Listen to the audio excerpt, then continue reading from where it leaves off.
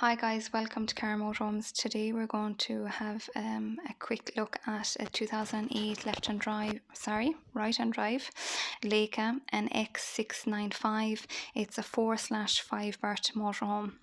Okay, with regards to mileage, you can see there's 27,126 miles. It's right hand drive, and it has 4 safety belts. It's based on on a Ford Transit. Externally, it has an awning located on the side wall. Internally, you can see that the captain seats in the front, so the driver and passenger seat, they swivel around to the table, which is a lovely feature in this vehicle. Right above the driver and passenger seat, there's a bed located up there.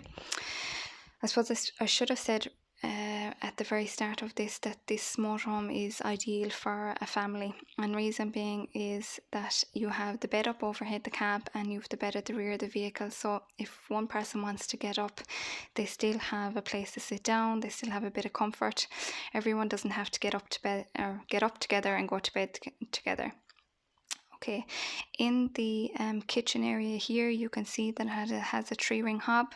It has a large fridge freezer located right there, and right above that you have an oven. Also, there is a TV located on the right hand side. With regards the bathroom, so you have a separate shower tray located on the right hand side, so you're not when you open the door, you're basically not stepping in on top of the shower tray, which is nice. Here in the back of the vehicle is your double bed. Like that, there is a ladder up to this bed, and the reason being is just that it will give you the large garage space underneath.